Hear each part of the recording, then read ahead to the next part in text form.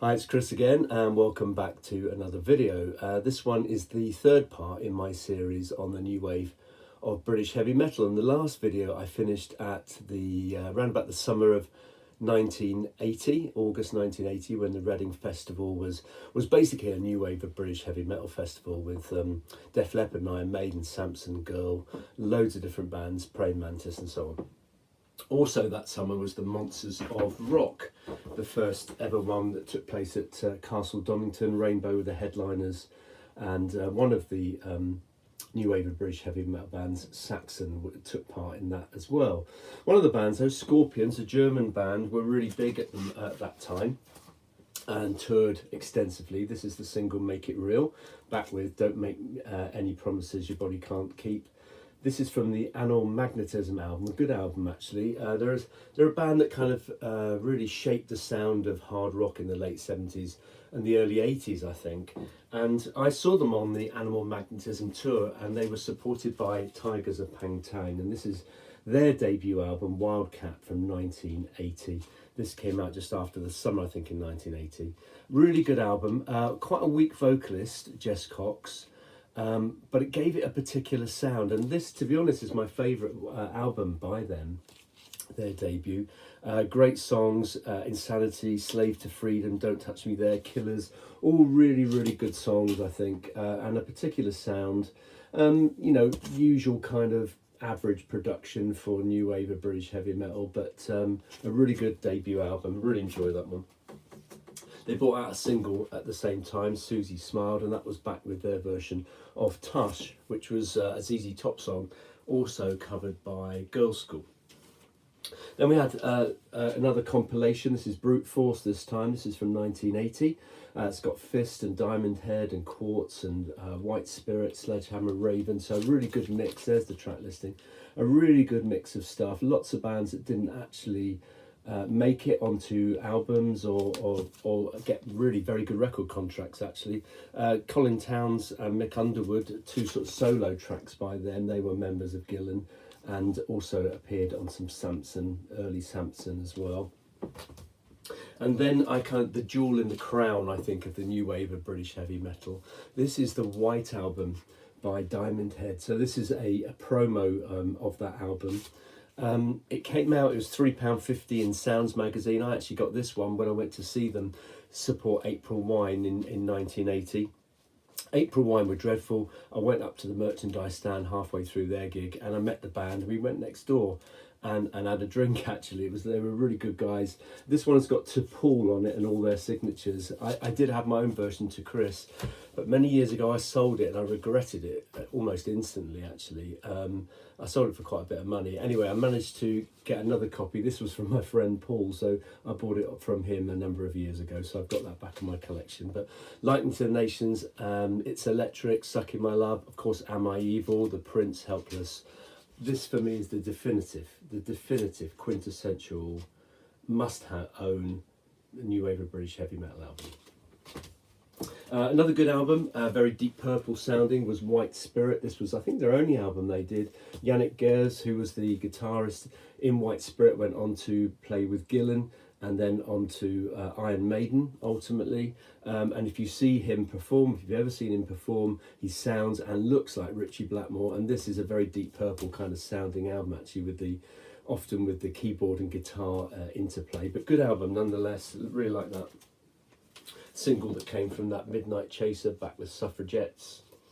This is a single by Vardis. I think it's their best single, Let's Go, kind of a sort of boogie rock really.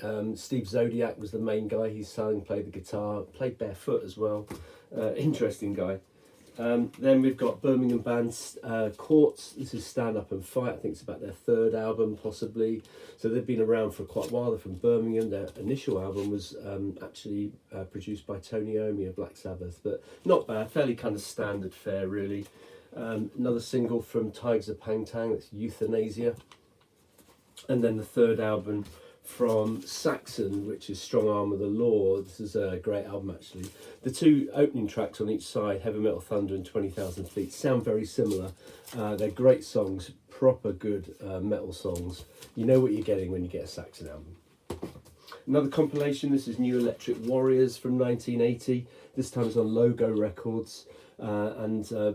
This has got, you know, they were a band, a label that Vardis recorded on, and Vardis actually appear on here, as do Silverwing, and a load of other kind of bands that I've never really heard of up until this point. So Turbo, Buffalo, Street Fighter, Tarot, Bastille, Rab Stallion, some really brilliant names there. Lots of bands who didn't actually end up with any kind of contract. So it's a real nice little rarity actually to own if you're into this kind of music.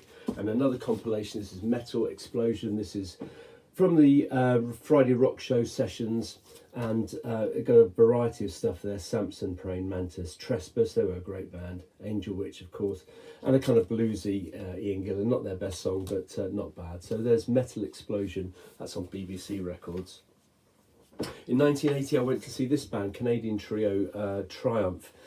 It was an interesting concert because they did about half a set, because their lead singer, which I think is this guy here, Rick Emmett, who plays the guitar as well, was suffering really badly from jet lag. It was their first gig on the UK tour, their first time in the UK, and he kept going backstage to be sick, I think, and eventually they cancelled. But the opening band that night were Praying Mantis. They were really good, actually, really good. Melodic, not incredibly heavy, but a good band. Great song. This is Dark Star, Ladies of Mars, their best effort. I think they did an album as well, possibly, but that's a good song. Too Many People by Vardis, which is a double single. That's on Logo Records again.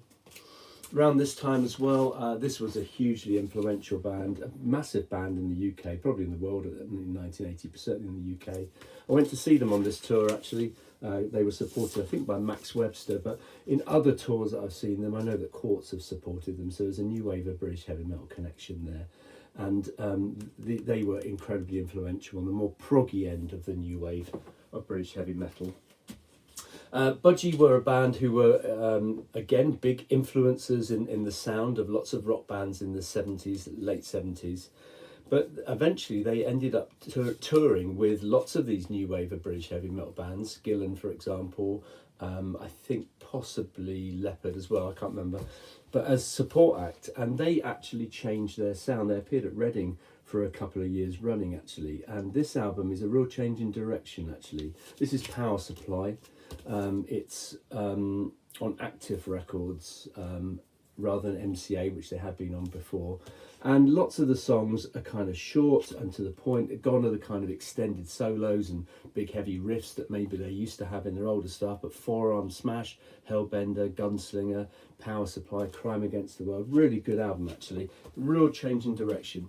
Even Rory Gallagher was going a little bit more metal. I saw him in Paul Art Centre on his tour in 1980, and he was rocking it up, especially if you hear things like Shadow Play, which came from the album. I think this was just before this one, but there's Recorded Live, Stage Struck from 1980, Rory Gallagher. Iron Maiden brought out the self-titled single Iron Maiden, back with Gorgon. I don't know if that's on the album Gorgon, but nice little single.